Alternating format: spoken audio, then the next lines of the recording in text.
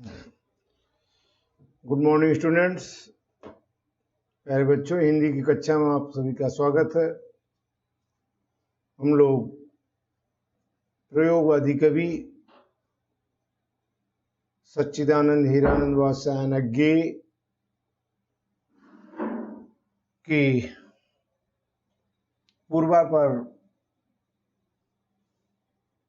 नामक उनकी रचना से ली गई शीर्षक मैंने आहूत बनकर देखा, इसको पढ़ा।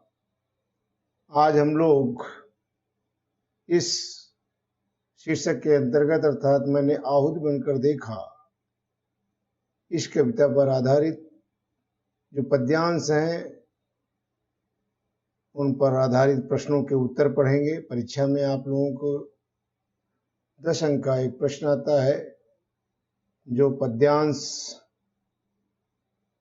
पर आधारित प्रश्नों के उत्तर उसमें पूछे जाते हैं। पद्यांशों की व्याख्या एवं उन पर आधारित महत्वपूर्ण प्रश्न।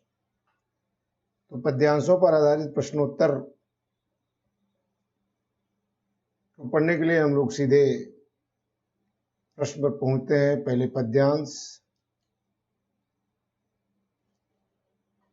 पद्यांशों पर आधारित निम्नलिखित प्रश्नों के उत्तर दीजिए। मैंने आहूत बनकर देखा। मैं कब कहता हूँ जग मेरी दुर्धर गति के अनुकूल बने। मैं कब कहता हूँ जीवन मरुनंदन कानन का फूल बने। कांटा कठोर है तीखा है उसमें उसकी मर्यादा है। मैं कब कहता हूँ वह घटकर प्रांतर का ओछा फूल बने। मैं कब कहता हूँ मुझे युद्ध में कहीं तीखी चोट मिले। मैं कब कहता हूँ प्यार करूं तो मुझे प्राप्त की ओट मिले। मैं कब कहता हूँ विजय करूं मेरा ऊंचा प्रासाद बने।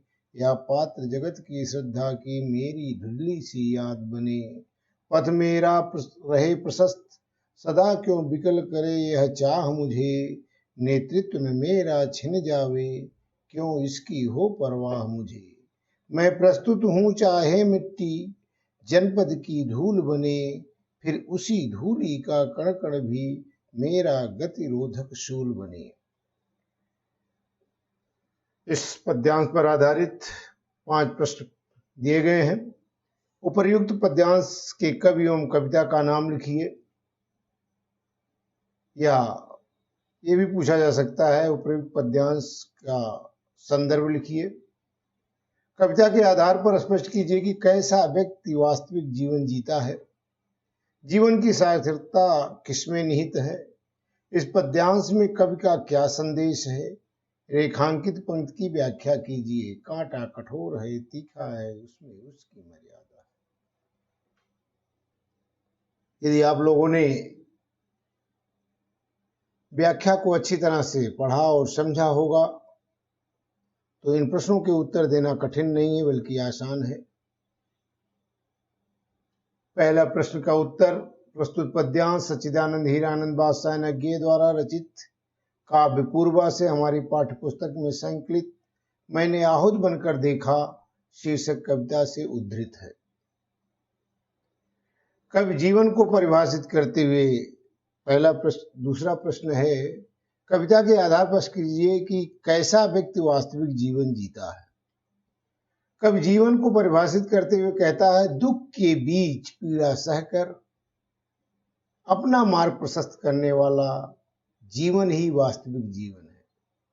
वह जीवन दुख और कष्टों के बीच संघर्ष करता हुआ जो अपना रास्ता निकालता है, अपना रास्ता प्रशस्त करता है और उस कठिनाइयों से भरे, संघर्ष से भरे मार्ग पर चलकर भी अपने लक्ष्य को प्राप्त करता है, वही जीवन वास्तविक जीवन है। जीवन की सार्थकता किसमें निहित है।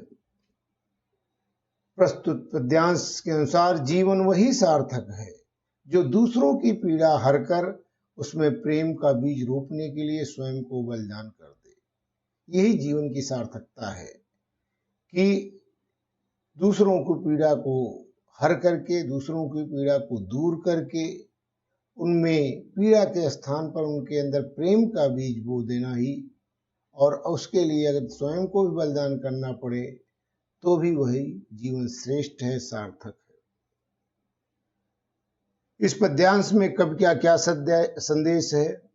इस पद्यांश के माध्यम से कवि यह संदेश देना चाहता है कि मनुष्य जीवन के दुखों की वास्तविकता के साथ स्वीकार करे। जीवन को दुखों की वास्तविकता, दुखों की सच्चाई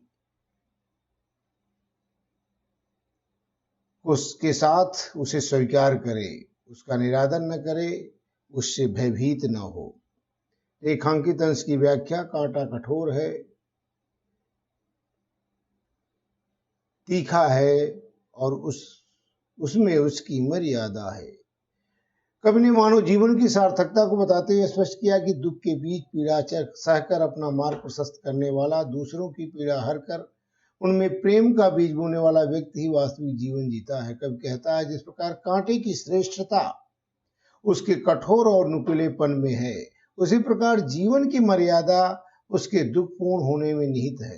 कहने का आशय है, जिस प्रकार कांटे की श्रेष्ठता उपवन के तुच्छ फल में परिवर्तित हो जाने में नहीं है, वरन अपने कठोरपन और नुकीलेपन में ही निहित है, उसी प्रकार से जीवन की सार्थकता संघर्ष और दुखों से लड़ने में है।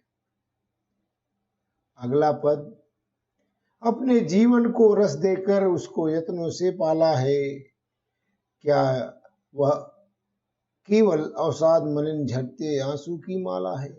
वे रोगी होंगे प्रेम जिन्हें अनुभव रस का कट प्याला है, वे मुर्दे होंगे प्रेम जिन्हें सम्मोहनकारी हाला है। मैंने विदग्ध हो जान लिया, अंतिम रहस्य पहचान लिया, मैंने आहुत बनकर देखा, यह प्रेम यज्ञ की ज्वाला है। मैं कहता हूँ मैं बढ़ता हूँ, मैं नभ की चोटी चढ़ता हूँ, कुचला जाकर भी धूली सा आंधी सा और उमड़ता हूँ। मेरा जीवन ललकार बने, असफलता ही असिधार बने, इस निर्मम रण में पग पग का रुकना ही मेरा वार बने। भवसारा तुझको है स्वाहा, सब कुछ तप कर अंगार बने, तेरी पुकार शाह दुर्निवार, मेरा यह नीरो प्यार बने। उपर्युक्त पद्यांश के कवि और कविता का नाम लिखिए, तो वही पहले वाला ही उत्तर इसमें होगा। प्रस्तुत पद्यांश में कवि ने अपनी कैसी इच्छा को व्यक्त किया है? कवि ने धूल से क्या प्रेरणा ली है? इन पंक्तियों के आधार पर कवि का दृष्टिकोण स्पष्ट कीजिए। रेखांकित अंश की व्याख्या कीजिए। मैंने आहुत बनकर देखा।